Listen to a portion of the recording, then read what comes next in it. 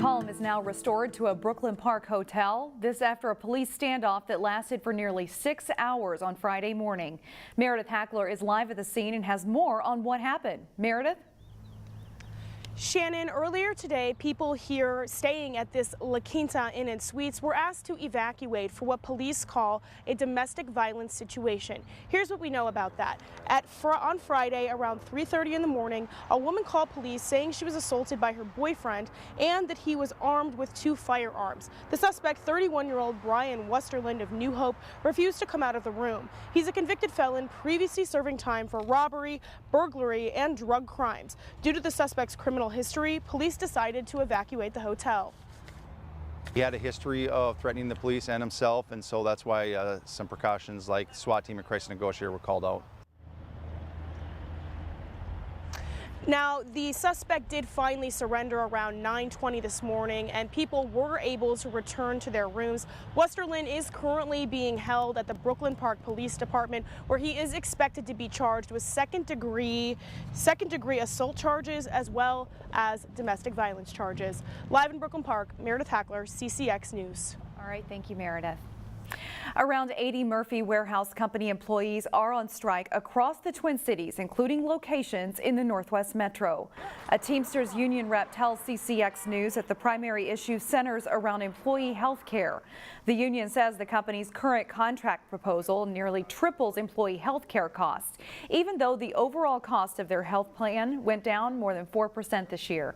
Employees say the company did offer a raise, but the raise doesn't cover the cost of the new health care plan. We all feel insulted and angry too, because this is a family operation. At least it felt that way for the longest. And we thought we was being treated like family, but with all this going on now, it doesn't feel that way so much. We reached out to Murphy Warehouse for comment, but they did not provide one at this time. There are 2 Murphy Warehouse locations in the Northwest Metro, one in New Hope and one in Brooklyn Park. 7 members of the Plymouth Police Department recently participated in a long-distance bike ride to honor law enforcement killed in the line of duty. Sonia Goins shows us one officer who pedaled more than 1,000 miles. Good day to be on the bicycle and remember why we're riding. Plymouth police officer Ryan Peterson has participated in the Law Enforcement United Ride for 6 years. Hundreds of police officers from across the country hit highways and side streets. We've been averaging 18.5 miles an hour. Peterson is the only one from Plymouth to do the extreme distance ride. On our way to Charleston. The school resource officer rode an extra 8 days prior to the start of the 3-day ride. We started in St. Louis and we went through Springfield, Illinois, Danville, Illinois, Indianapolis, Indiana. Packing on miles with each strike of the pedal. Just rolling out. As he made his way east. We had 2 days where we did 134 miles and 1 day where we did 135 miles. Cycling conditions were not always favorable. Day 2, it pretty much rained the entire day. It was a 134-mile day and it rained for 127 miles. Once the riders reached Roanoke, Virginia, they got to choose from 5 different routes, which would eventually lead them to Washington, D.C. In all, Peterson rode for 11 straight days for a total of 1,134 miles. There's probably 500 to 700 riders that ride in to D.C. on the last day together.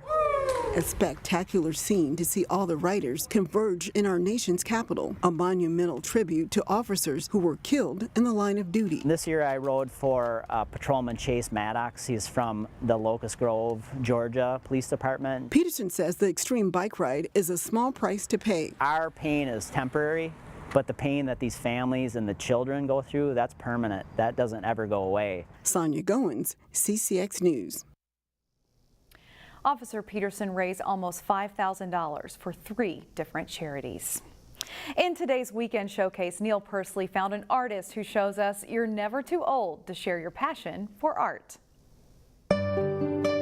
From a very young age, I knew that I can't draw and I can paint. Margarita George knew she had an artistic streak in her. But my father said that he doesn't want an artist at home. You might have picked up that Margarita didn't grow up in Minnesota, nor did she grow up exercising her artistic gifts. In Bulgaria, she was an excellent student and followed her father's wishes, becoming a mechanical engineer. After working 10 years in a military plant and then teaching 10 years at a technical college. In 1996, my husband decided to play a lottery for green card, and he won. In the U.S., she worked another decade and a half for General Electric. It wasn't until after her retirement in 2013 that Margarita began to pursue her childhood love. I started just for fun. Her first easel and paints were a child's kit she picked up at Sam's Club. Astonishingly, Margarita is entirely self-taught. When I saw that I have some success, that people like my oil paintings, I prefer oil paintings, not acrylic paint. And this hobby became my business. Margarita unquestioningly has an eye for eyes. She goes about studying her subject with engineering precision. My style is realism because I like the details. Spoken like a true engineering artist. For Weekend Showcase, from Robin Gallery, Neil Persley, CCX News. And Margarita's works will be on display at the Robin Gallery in Robbinsdale through June 1st. And of course, a reminder for you, you can see this story and many more on our website, ccxmedia.org.